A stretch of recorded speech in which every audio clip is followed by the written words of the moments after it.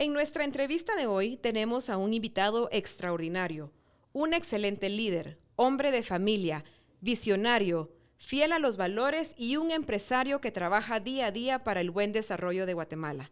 Bienvenido, José Raúl González. Muchas gracias, Melanie. Qué gran gusto estar acá con ustedes. Gracias. No, el gusto es nuestro, la verdad. Gracias por haber aceptado esta invitación y poder conocer un poquito más de quién es José Raúl González. A sus órdenes. Gracias. Siempre empiezo esta plática con todos nuestros invitados con una pregunta muy sencilla, porque realmente conocemos a la persona por su profesión o por el trabajo que tienen. Por ejemplo, un fotógrafo, una chef, y usted como un gran empresario de Guatemala.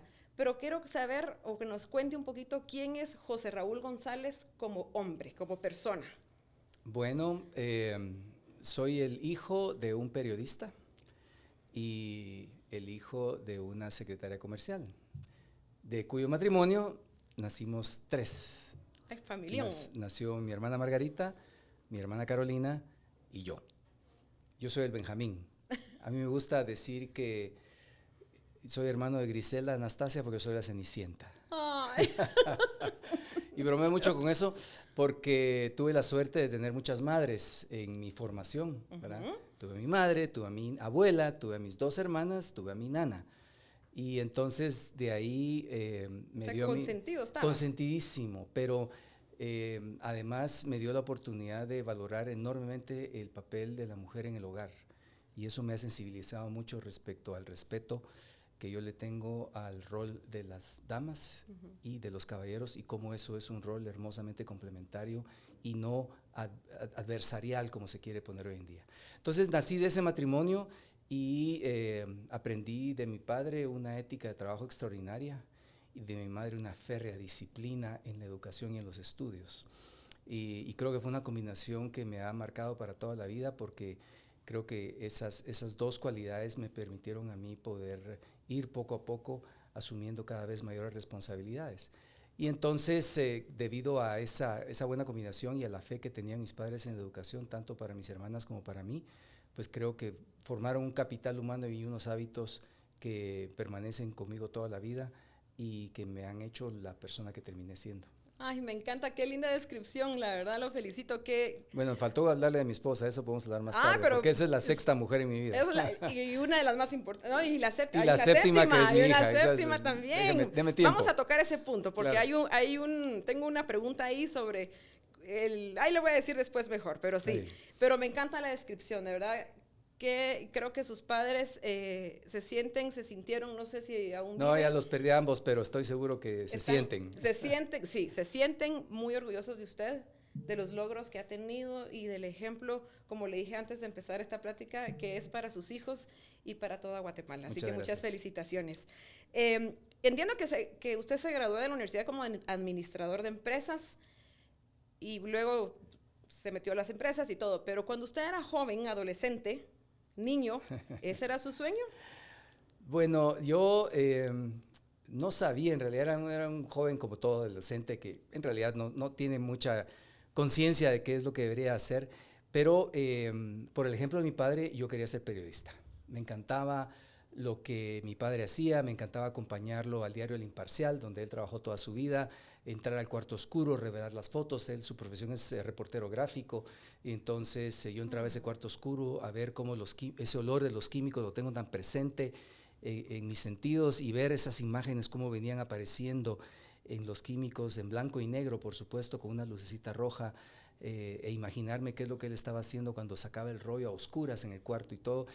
Me gustaba mucho acompañarlo, conocí a los grandes periodistas de Guatemala, a Ramón, a toda esa generación de grandes periodistas. Ramón Blanco, sí, etcétera. Entonces me llamaba mucho la atención y él siempre me lo prohibió. ¿De verdad? Sí, los años 70, los años 80 eran años complicados en Guatemala. Él fue víctima de 2 secuestros, producto de la violencia que se daba en esa época, y seguramente él no quería que yo tuviera, y los padres así somos con los hijos, ¿verdad? No queremos que pasen las penas, pero logré quedarme con la mía, porque si bien es cierto, estudié administración de empresas en la Universidad Francisco Marroquín. Durante 18 años tuve la oportunidad de tener una columna de prensa en Prensa Libre. O sea que y entonces sí, le jugué la vuelta.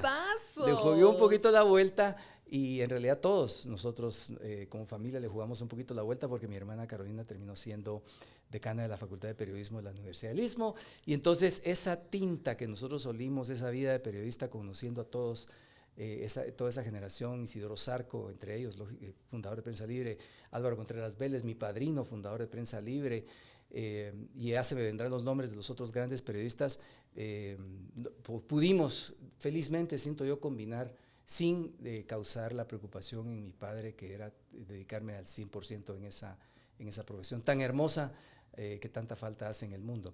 Entonces estudié Administración de Empresas en la Universidad Francisco Marroquín y después estudié una maestría en Finanzas y Economía en la Universidad de Rochester en Nueva York y regresé a Guatemala, donde encontré mi primer trabajo en Semaco. Fui gerente de finanzas de Semaco, trabajé 3 años ahí. Después el ingeniero Manuel Pérez, que es el rector de la Universidad del Istmo, me invitó a participar con él en un proyecto de lanzar una nueva sociedad financiera privada del Banco de Occidente y entonces fui a ser el gerente general de la financiera de Occidente. Estuve por 3 años, le dimos un préstamo importante a en ese momento la embotelladora La Mariposa de Guatemala, hoy CBC. Y después el ingeniero Álvaro Castillo Monge y Carlos Enrique Mata y Enrique Castillo Monge me invitaron a participar, a comenzar a pagar de regreso el préstamo que les había dado. Entonces venite a manejar las finanzas, ya que sos bueno para dar, hoy sos bueno para pagar. E ingresé ahí y a la vuelta de la esquina con un abrir y cerrar de ojos pasaron 18 años, en donde éramos una pequeña embotelladora en la ciudad de Guatemala y después crecimos a Honduras, Nicaragua, a consolidar el país de Guatemala, El Salvador. Y yo los dejé cuando habíamos adquirido las operaciones de Pepsi Américas en el Caribe y teníamos ya de socio a PepsiCo dentro de la organización y después ellos han seguido esa increíble carrera de continuar creciendo por toda América Latina y en ese momento yo me vine a Cementos Progreso y ahí llevo ya por cumplir 13 años, así que en un abrir y cerrar de ojos pasan pero muchísimas mire, cosas. lo felicito porque, o sea, a veces siempre decimos, ay, lo que hablamos antes, sus papás se han de sentir orgullosos de usted, de su familia, pero qué orgullo se ha de sentir usted a tener de usted mismo, de haber trabajado en empresas tan grandes, haber formado una empresa como lo de la embotelladora y ahora estar en una empresa de las más importantes de Guatemala como lo es Cementos Progreso.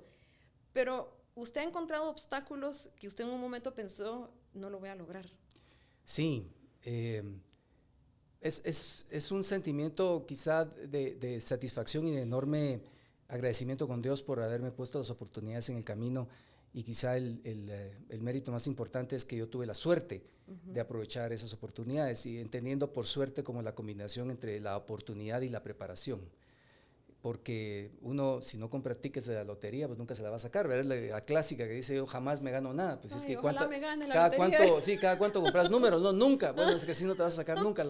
No es tu suerte, no es suerte, es que nunca. Entonces, tuve ese ejemplo de mis padres en la ética del trabajo, en la disciplina de mi madre y a través de ir superando esos obstáculos, porque... Sí.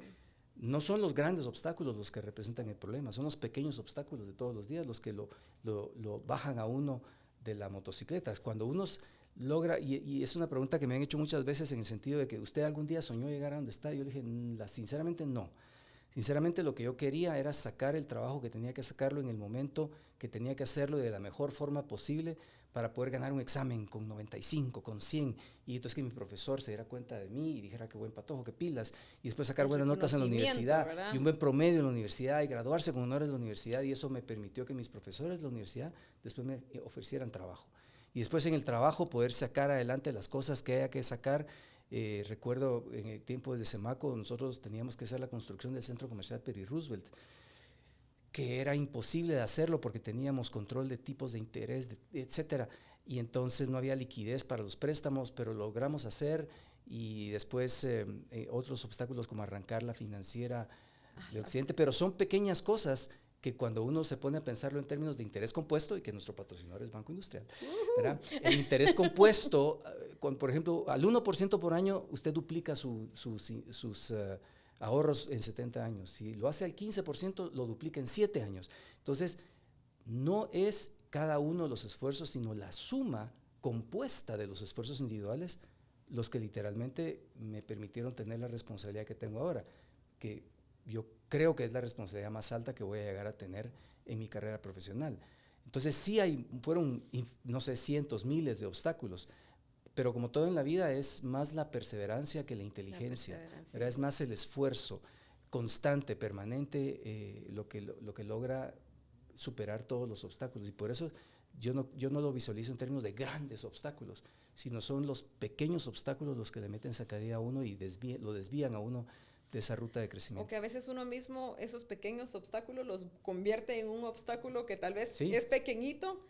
Es el otro refrán, ¿verdad? Es 90%, lo que te pasa es 90% tu actitud y 10% lo que de verdad te está pasando. Increíblemente, pero vamos, después hay una pregunta que quiero hacer que es la que me tiene súper mega emocionada y vamos a tocar un poquito, tal vez usted nos explica esto de la actitud y cómo enfrentar estos retos tanto en el trabajo como en la vida personal. Pero hablando de la sexta y séptima mujer de su vida. No me vas a hacer llorar, por favor. No. Me emociona mucho. ¿De verdad? Sí, de verdad. Yo también soy emocional, así que si usted llora, lloro yo con usted. Pero aquí tengo Kleenex, así que perfecto. Aquí entre más emotivo, mejor. Gracias. Usted es un empresario exitosísimo, lo vuelvo a repetir, y me imagino que las jornadas de su trabajo son larguísimas. ¿Cómo balancea su vida personal con su vida profesional? Bueno, es un equilibrio difícil, no digo que no, pero con mi esposa hemos acordado que hay 3 cosas importantes en la vida y solo 3 cosas importantes. Y la primera es la familia, la segunda es la salud y la tercera es el trabajo, la profesión, lo que uno haga. Y en ese orden. Y por lo tanto, esas son las prioridades. Y en medio de ese triángulo que he discutido está Dios, ¿verdad? Dios es el que le da la estabilidad, la rigurosidad y al mismo tiempo la flexibilidad de poder ser en determinado momento más trabajo, más familia, más atención a la salud. Entonces yo diría que si uno logra mantener ese balance, y hablo por mí mismo, que es lo que a mí me ha funcionado en conjunto con mi esposa, entonces podemos alcanzar las metas que querramos. Por supuesto, las metas más importantes son las metas familiares. Yo creo que no pudiera anteponer yo cualquier otra cosa material a mi familia, a mi esposa en especial, y nadie valora tanto la salud como cuando la pierde. Entonces de nada sirven fortunas si uno no tiene cuidado por la salud. Entonces la familia se traduce en que si hay que sacrificar algo, se sacrifica todo excepto la familia. Hay que tener una buena salud porque esa es la clave para poder tener una vida, digamos, agradable. Y entonces hay que hacer ejercicio, hay que comer sano, ¿verdad? Hay que beber con moderación, hay que hacer todas las cosas que los médicos le dicen a uno que uno no respeta, ¿verdad? Dormir suficiente, por supuesto, muy importante. Y para eso, entonces, hay que tener una vida congruente con eso, y a veces a nosotros nos molestan porque a las 9 de la noche desaparecemos de donde estemos. Eso le iba a preguntar. Y nos vamos a dormir los mínimos 7, 6 horas que tenemos que dormir, porque yo me casé con una sargento mayor de las Fuerzas Especiales. Creo que ni a los caibiles los levantan a las 4:30 de la mañana, a mí me levantan a las 4:30 de la mañana para hacer ejercicio.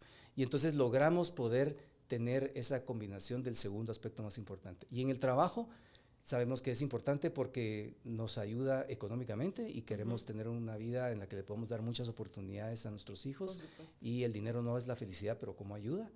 Y entonces cada uno de nosotros ha sido profesional por sus propios méritos en sus propios campos, y eso además tiene la ventaja de darle el ejemplo a mi hija, a mis hijos, de cómo recibió el ejemplo de mi padre, de esa ética de trabajo, en donde estamos pasando simplemente esa disciplina, esas buenas costumbres, esos valores, y creemos que so far so good, como dirían los gringos, hemos logrado mantener ese balance. Repito, no es fácil tener las responsabilidades que tiene uno, pero sin duda, y si a mí me lo preguntan, mi responsabilidad más grande no es la que tengo en Cementos Progreso, sino es mi esposa y mis hijos. Entonces ya cuando uno tiene esa prioridad puesta, lo demás no es que sea más fácil, pero es que uno lo tiene más claro. Entonces el proceso de toma de decisiones uno duda menos respecto hacia dónde equivocarse. Qué increíble. Yo creo que es un poco también de madurez, y usted lo tiene totalmente claro lo que quiere en la vida. Y bien dicen que detrás de un gran hombre hay una mujer extraordinaria, y no dudo que su señora lo es. Sin duda, porque lo ha acompañado en todo este trayecto de triunfo y de éxito. Y al ser usted exitoso, sin duda alguna, ella es una mujer aún más exitosa. Sin duda. Primero por tenerlo a usted de esposo, y tener a sus hijos que también van a ser triunfadores como lo es usted y lo es ella. Bueno, eso es lo que ese es nuestro trabajo más importante.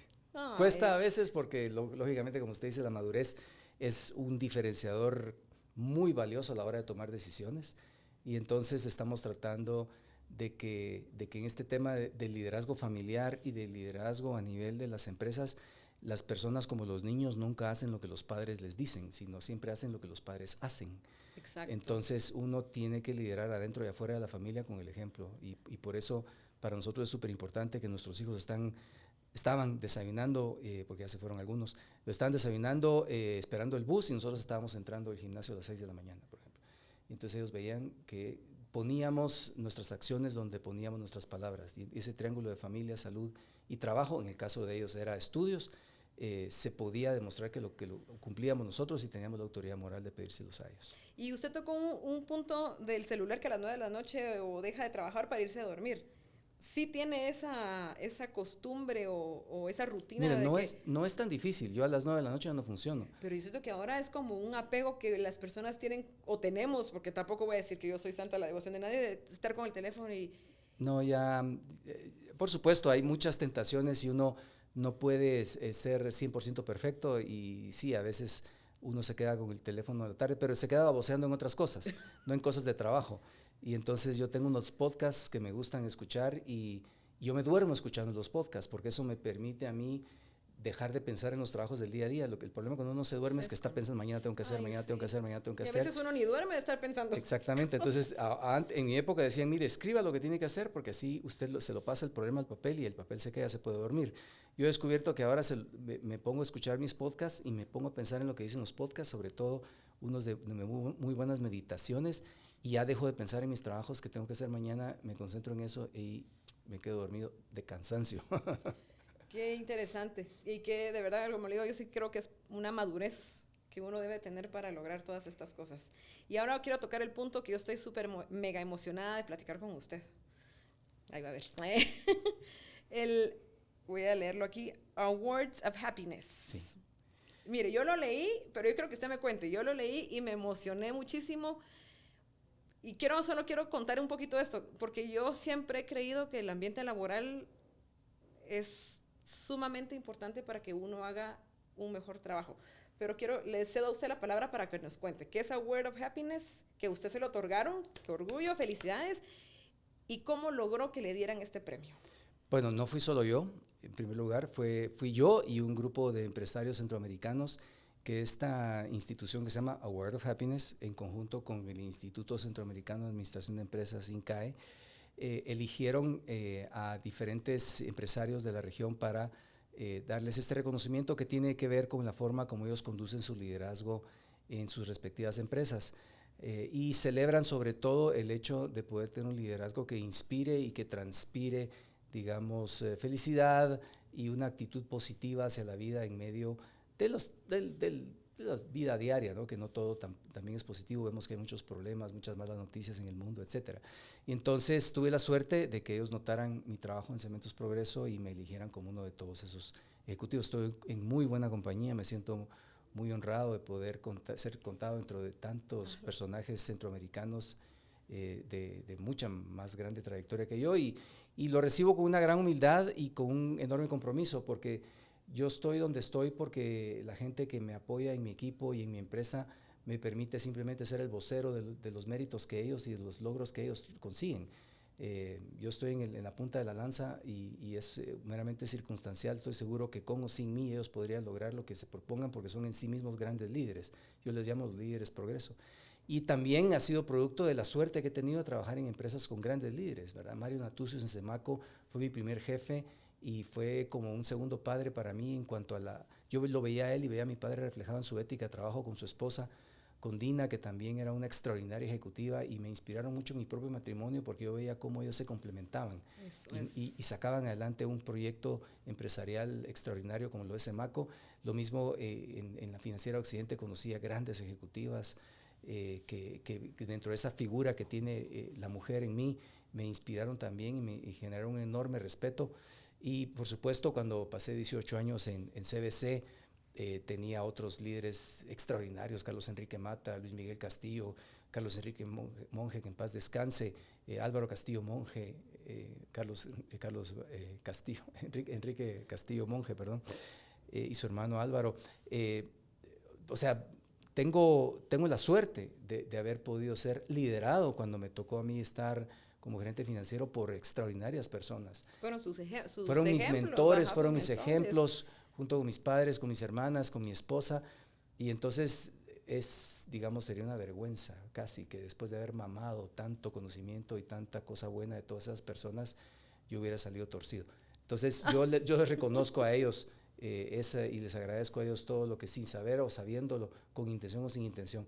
¿Qué quiere decir eso? Quiere decir que este premio me da a mí el privilegio de poder conversar con ustedes eso, pero también me da la enorme responsabilidad de ser entonces efecto multiplicador en mis estudiantes en la universidad, en mis colegas en el trabajo y en la gente en la cual yo pueda tocar, de poder devolverles lo que yo he recibido con tanta generosidad.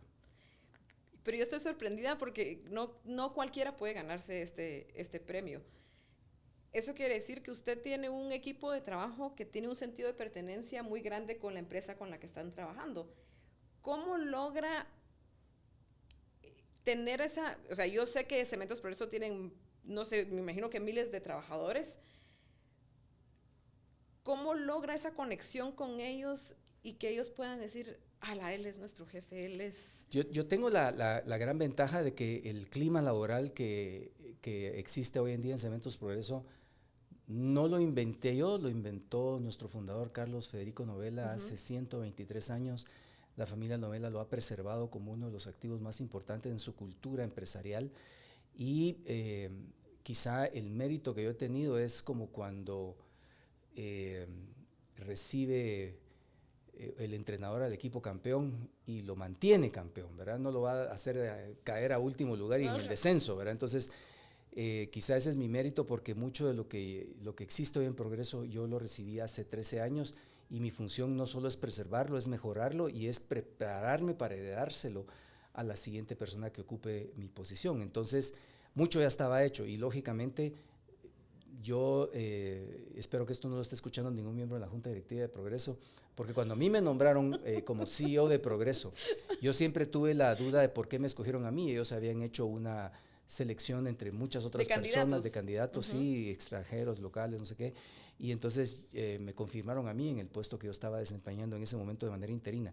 Yo quiero pensar que fue porque era el candidato que más fácilmente y más naturalmente se iba a adaptar a la cultura de Progreso, porque de verdad lo que descubrí cuando yo llegué a trabajar, viniendo de una extraordinaria cultura que era la de CBC, fue un ambiente con el cual yo me identifiqué plenamente, lo abracé plenamente, lo amé plenamente y a tal grado que pues nosotros nos hablamos de familia Progreso, ¿verdad? Porque literalmente son mis hermanas, son mis hermanos y eso produce un sentimiento de compromiso con no defraudarlos y dar lo mejor todos los días que lo eleva a uno a un nivel mucho más alto.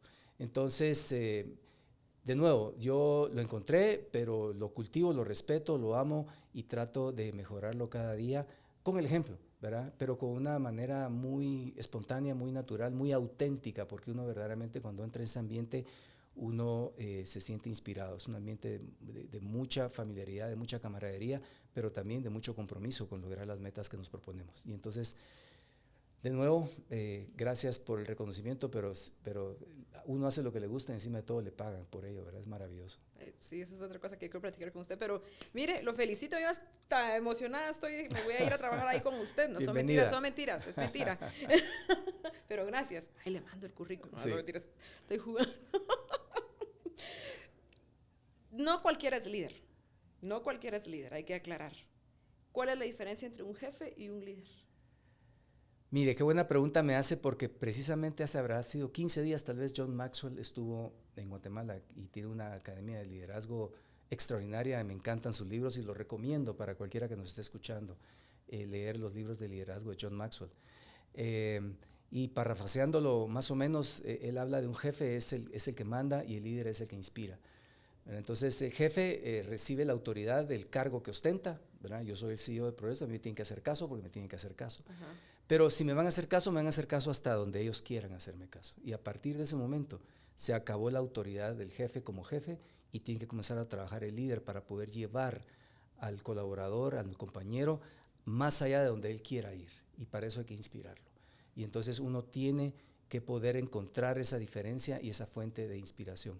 En el caso nuestro, conjuntamente con todo mi equipo de ejecutivos, diseñamos hace algunos años, ya no recuerdo exactamente cuánto, pero ya hace varios años, cuál iba a ser el propósito trascendente de Cementos Progreso y de toda la compañía holding de Progreso para poder lograr ser más allá que jefes y ser líderes.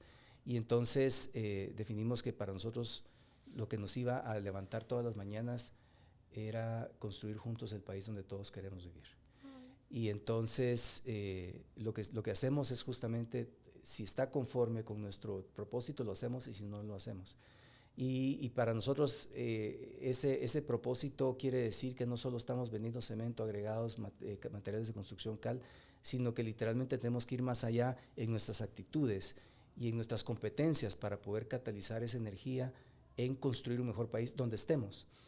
Estamos en Guatemala, en Belice, en Honduras, en Costa Rica, en Panamá, en Colombia.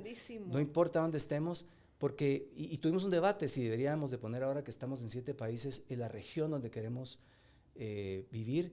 Y yo, ahí sí de jefe, ¿verdad?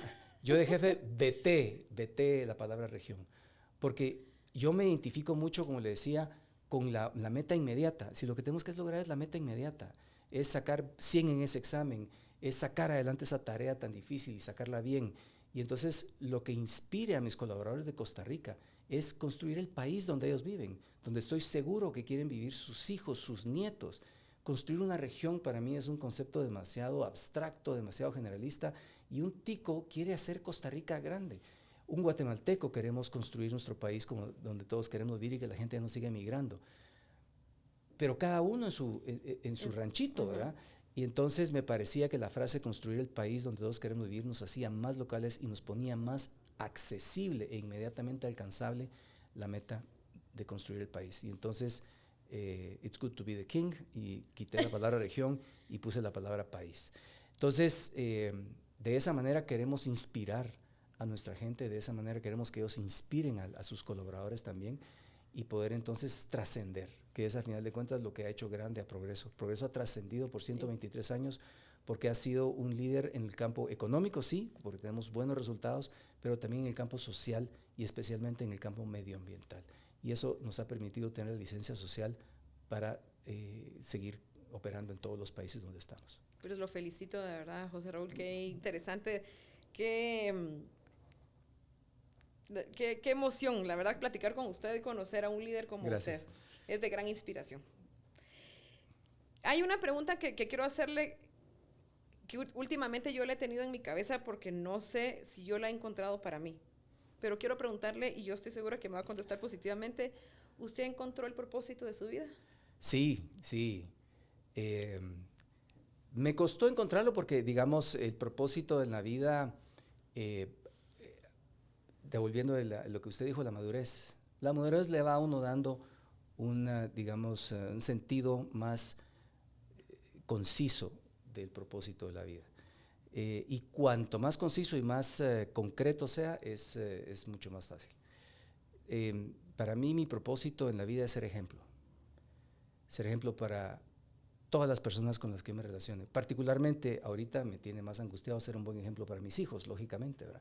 Pero cuando llego a la oficina tengo que ser un buen ejemplo para mis colaboradores. Nosotros en Progreso tenemos un código de valores, ética y conducta, en donde si el jefe no es el ejemplo de ese código de ética y conducta, en practicar la solidaridad, el liderazgo genuino, el compromiso con la sostenibilidad de la empresa, si yo no practico lo que yo digo, voy a ser un muy mal ejemplo. Sí. Y por lo tanto voy a perder completamente toda la legitimidad sobre poder exigir a la gente que comparta y viva, decimos nosotros, modele y viva los valores del COVEC. Y por supuesto nosotros somos muy estrictos, porque en nuestro eje hay un eje de la agenda de liderazgo que define los comportamientos de progreso, que habla sobre el bienestar, y somos muy estrictos en los temas de salud y seguridad ocupacional. Yo jamás podría llegar a una planta sin tener todo mi equipo de protección personal, sin tomarme de las barandas cuando esté subiendo y bajando las gradas, Dios guarde, texteando y caminando al mismo tiempo, y peor en carros sin cinturón de seguridad. Entonces, para poder ser un líder, para poder influir positivamente sobre los demás, hay que dar el ejemplo.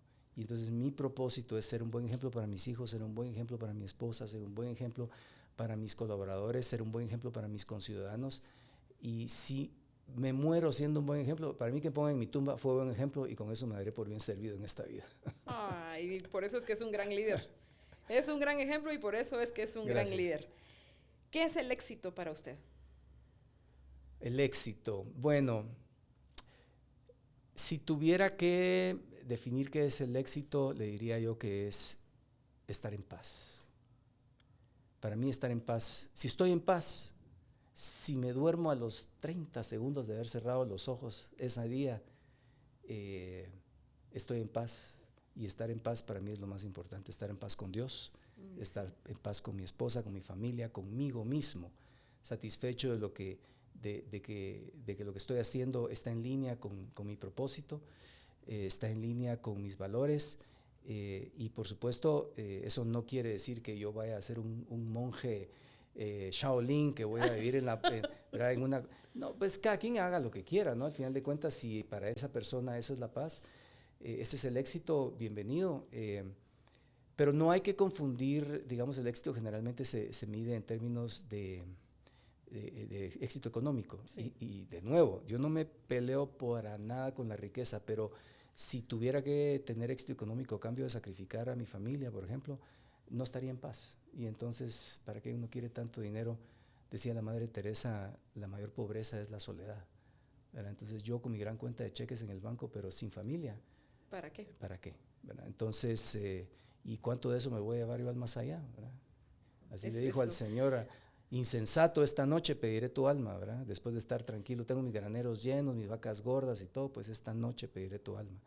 Entonces esa paz con Dios especialmente para mí es sobrenatural y es una fuente de energía y de paz que se retroalimenta a sí misma, ¿verdad? Cuanto más paz, más éxito y así sucesivamente. Entonces, esa es para mí la definición de éxito. Me encanta la respuesta, la verdad. Qué mejor que vivir, acostarse cada noche tranquilo, con el alma en paz y despertar cada mañana agradecido y poder arrancar con esa misma paz y ser mejor cada día. Sí, darle un beso a su esposa antes de dormir y levantarse, lo primero que hacer es darle otro beso a su esposa. Ay, qué lindo. Esa es una buena medida de éxito.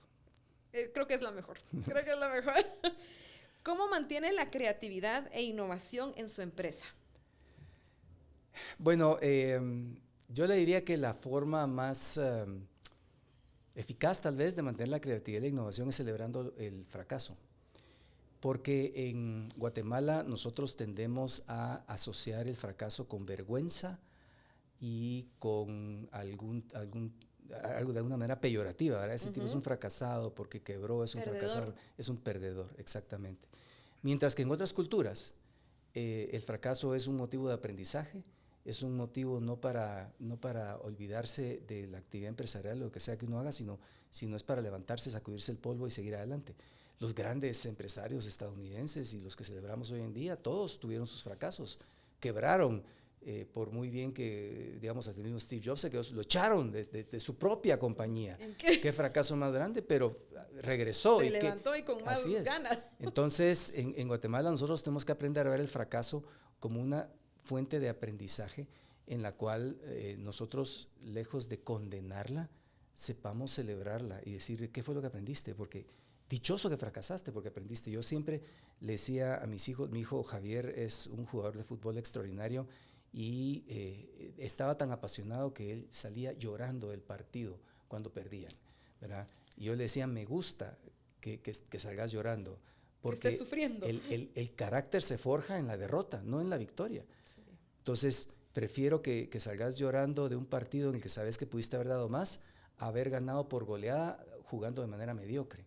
Y entonces yo sabía que lo daba todo en la cancha y cuando perdía le dolía mucho, pero eso le comenzó a formar el carácter y creo que celebrar esos momentos donde las cosas no salen como uno cree que vayan a salir, siempre y cuando, por supuesto, en progreso, que no haya existido dolo, impericia, negligencia, ese tipo de cuestiones. Fracasos por eso sí son imperdonables, pero los fracasos en donde fue una experimentación en buena ley y legítimamente, creo que son una fuente valiosísima de aprendizaje porque uno aprende más lo decía Benjamin Franklin, ¿verdad? Es 99% de errores y 1% de inspiración, algo así, ¿verdad? El error es la fuente justamente de poder ir mejorando. Y toda la vida es prueba y error. Así que no, o sea, tampoco creamos de que vamos a poder no fracasar, porque la mayor parte del tiempo nos vamos a estar equivocando, pero lo más importante es que aprendamos. Y qué interesante, porque cuando uno fracasa regularmente, yo le voy a poner un ejemplo propio. Yo tenía un proyecto hace muchos años atrás en mente e intenté hacerlo. Intenté lograr mi objetivo, fracasé, pero mi error fue que no lo volví a intentar hacer. Y creo que la mayoría de personas eso es lo que nos pasa. Sí, yo en algunas frecuentemente escucho, no, eso ya lo probamos y fracasamos. Y la pregunta es, ¿cómo sabes que lo probaste y que lo vas a hacer de la misma manera en circunstancias diferentes? O sea, no es ya lo probamos y fracasamos, ya lo probamos y aprendimos qué, para que cuando lo volvamos a hacer, lo hagamos de manera, y volvamos a fracasar, pero aprendimos otra cosa. Entonces, eso es lo que yo trato de impulsar en la compañía, de que el fracaso, el error, no se vean como un motivo de vergüenza, sino como un motivo. Y si yo soy el primero en condenar este tipo de cosas, yo descalifico totalmente toda la tesis. El otro día, el equipo de ingenieros del Departamento de Investigación y Desarrollo me presentó la idea de traer una impresora 3D. Y entonces les dije, miren, ¿y qué vamos a hacer con una impresora 3D? Pues podemos definir si tal vez en el futuro tenemos un nuevo mecanismo de construcción de casas, porque es una casa, se puede construir en 24 horas, esas, ¿verdad? Sí. Entonces, bueno, y si descubrimos que eso es un fracaso, ¿qué hacemos? Bueno, quiere decir que aprendimos. Entonces dije, o aprendemos o tenemos un nuevo negocio, démosle. Porque de las dos maneras ganamos, ¿verdad? Aprender, el conocimiento es valiosísimo. Sí. Y también desarrollar una nueva industria es valiosísimo. Entonces, démosle. Y ahí está la impresora echando punta, estamos aprendiendo. Y sí, está trabajando. Todavía estamos aprendiendo. ¡Ay, qué bueno, qué bueno! Y se van a lograr. Pero rápido. Que sea un éxito también. Sí. ¿Y qué consejo me daría a mí y a todas las personas que nos están viendo para poder tener esa valentía de después de haber fracasado, volver a empezar de cero y decir, tal vez no lo vuelva a lograr, porque no, tampoco es como las películas que pasa toda la película y es el happy ending después, sino que posiblemente volvamos a fracasar, pero tenemos que volver a levantarnos. Sí, esto es una pregunta muy interesante, porque yo he descubierto la respuesta en un psicólogo canadiense que se llama Jordan Peterson. Extraordinario hombre, ese tipo vale todo su peso en oro y da muy buenos consejos. Y el punto, creo yo, de cómo enfrentar el fracaso es lo que platicábamos anteriormente, es cuál es su propósito. Porque el propósito es lo que lo mantiene a uno con vida. Y él curiosamente dice, yo se lo pregunté a mi hijo de 16 años el otro día, ¿cuál es tu propósito en la vida? Y él me contestó, ser feliz. Y esa es normalmente la respuesta que todos damos, ser feliz. Y Jordan Peterson dice, miren, ese es el peor propósito que ustedes pueden tener, porque no lo van a lograr, porque la vida no es felicidad. Quisiéramos que fuera felicidad, pero ya pasó el paraíso terrenal. La vida es sufrimiento, es dolor y a veces es felicidad. Entonces, si ustedes se proponen ser felices en la vida, van a tener un propósito inalcanzable, porque el día en que les pase algo, tengo una tragedia, un pariente, algo por el estilo, ese día van a ser infelices y ese día no pudo haber terminado su propósito. Entonces, lo que los va a hacerse levantar todos los días es su propósito. Y eso es lo que él recomienda y me parece un extraordinario consejo, sobre todo para la juventud de hoy en día, que tiene tantos distractores, tantos problemas, y hemos cometido el error de sobreprotegerla de tal manera que a muchos los hemos convertido en pusilánimes, que no se quieren levantar, que quieren que todo se los dé uno, que quieren que el Estado les pague por las cosas, y entonces claramente no tienen un claro propósito en la vida. Y para mí lo que me hace levantarme cuando estoy triste, cuando he fracasado, cuando tengo un problema, es regresar a decir, no, mi propósito es este, así que vamos para adelante a buscarlo. Ay, qué bonito. Sí. De verdad, muchas gracias por compartir esos pensamientos y animarnos a... Mire, el doctor Viktor Frankl sobrevivió en un campo de concentración y escribió un libro que tenía que ver con el sentido de la vida, y él lo encontró en un campo de concentración. ¿Quién puede imaginarse una situación más horrible que encontrar el sentido de la vida en un campo de concentración? Si él lo pudo hacer, nosotros la tenemos muchísimo más fácil. Exactamente. Ahí sí que los límites se los pone uno mismo para lograr las cosas, ¿verdad? Sí, normalmente. ¿Cuál es el mayor desafío personal que usted ha enfrentado? Tengo dos. El primer desafío, le voy a dar uno personal y uno profesional. El personal fue convencer a mi esposa de casarse conmigo, pero lo conseguí. El triunfo más grande. Chequeado, ese ya está. Y el segundo, pues cuando yo entré a Cementos Progreso estábamos en la construcción de la planta San Gabriel, que era el desarrollo industrial más grande que se ha hecho en Guatemala, en la historia de Guatemala, y teníamos que sacarlo adelante en medio de una situación política, social y económica totalmente adversa. Era los años después de la crisis financiera, la gran recesión del año 2008, 2009, 2010, la industria había caído enormemente, había una inestabilidad social terrible en el área y eso nos tomó más o menos 10 años sacarlo adelante. Y espero que no va a tener otro desafío más grande que ese, porque ese sí lo sudamos toda la organización y toda la junta directiva, pero convencidos de que era lo mejor para Guatemala, y convencidos de que era alineado a nuestro propósito.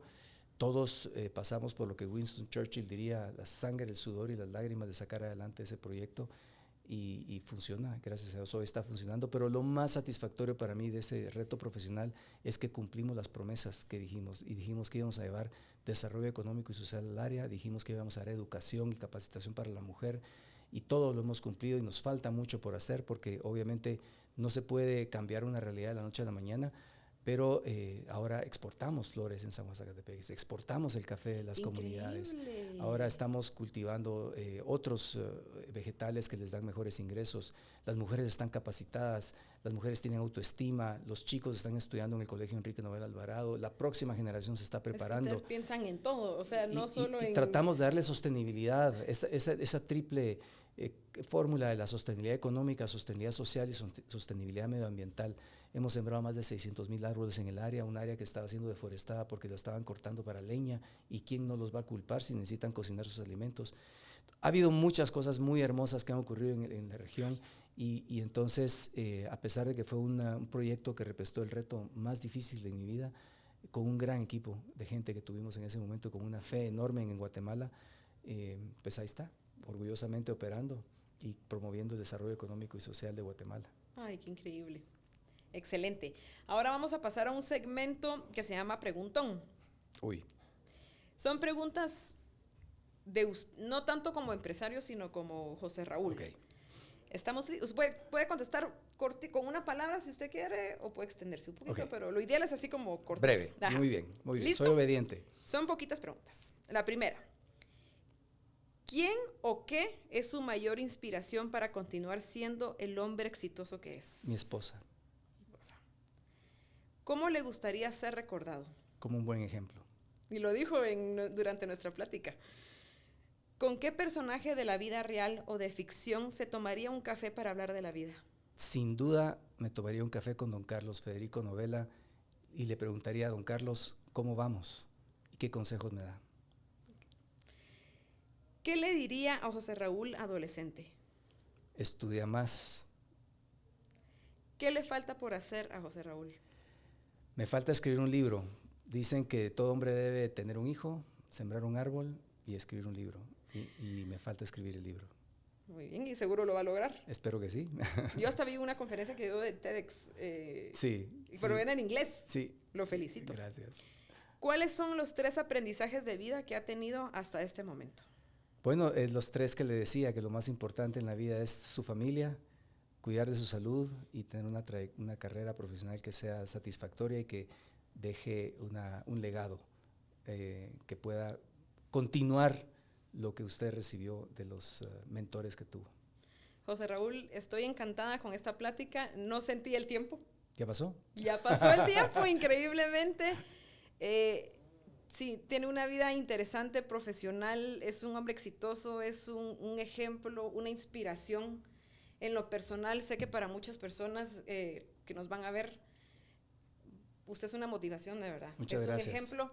Yo se lo aseguro desde este momento que hoy tuve el gusto de conocerlo en persona y había leído mucho de usted y después de esto lo recordaré como ese ejemplo. Muchas gracias por la oportunidad, gracias por las preguntas, la paciencia, la entrevista, la pasamos súper bien y espero que se repita en alguna otra ocasión. Por supuesto que sí, y vamos a tener más tiempo para poder platicar un poquito más y conocerlo mucho mejor. Así que muchísimas gracias por acompañarnos. Felicidades. Gracias. Gracias a todos por vernos. Recuerden, no limiten sus retos, al contrario, reten sus límites. Soy Melanie Calderón y nos vemos a la próxima.